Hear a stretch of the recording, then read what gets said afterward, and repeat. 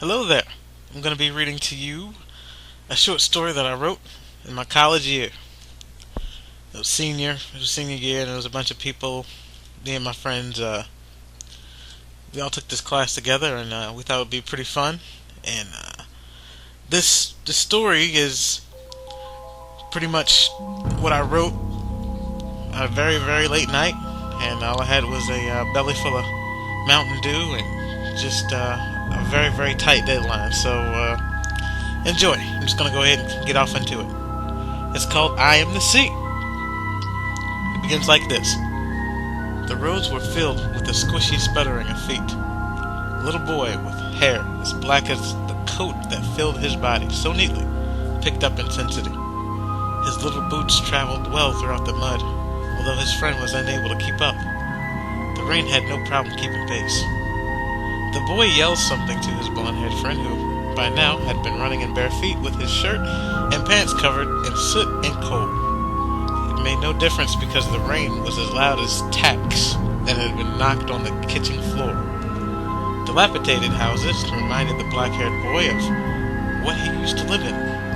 The roofs looked as if they fell over themselves like jagged waves in time.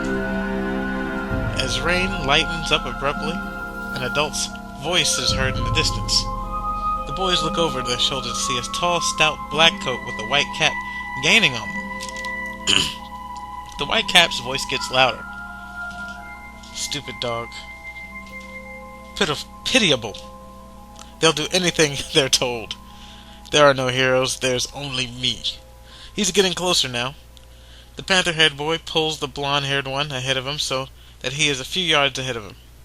This is how you deal with corruption, the panther shouts and does a turnabout with his feet and lunges in the midsection of the white cap and causes him to fall backwards. The panther burrowed the white cap into the squishy ground. "Run!" yells the panther, "for I am the beast that rocks the boat."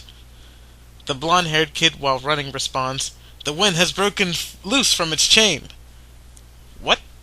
Pavel strains his eyes and upon closer inspection see that this his light-haired companion, but it is a sickly-looking man that vaguely resembles him, and that Pavel himself is not the panther boy that he daydreamed. And he isn't even ashore for that matter. The rotting smell of stale air and death greets his sharp pointy nose. His beard is gray and moist like a rainforest. Pavel is on a death boat. If they only knew. If they only knew the absurdity of what is happening. We're going to die here. I'm going to die here like all the other sheep. No, I need at least to be able to smile at the ones who laughed at me. Pavel Ivanitch's head swirls in a circular motion, which makes rhythmic crackling sounds at the base of his neck. The warm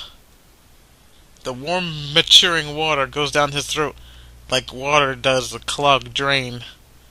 Perhaps talking to him was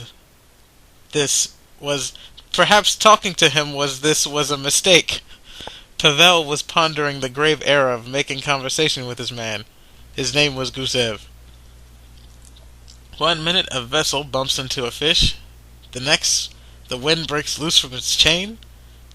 Is the wind a beast that breaks loose from its chain? Pavel finally responds. The waves rock the vessel carelessly as the men shift in a different direction, like children on a bus. He looks at Gusev. The wind that breaks free from its chains. How ignorant can one man be? He will believe anything he's told. Gusev is like a fish in the warm water, constantly being pushed by the currents and will feed on whatever is given to him, even poison. Pavel remembers a time when he was not far from Gusev. It were cold times as usual. The second blizzard had hit his homeland, with less than 2 weeks in between them. His father was a clergyman or priest. He could not remember had been giving last rites to so many people. He couldn't remember the last time his father in any other dressing attire. So many tears. Tears were running down the frozen cheeks of the victims.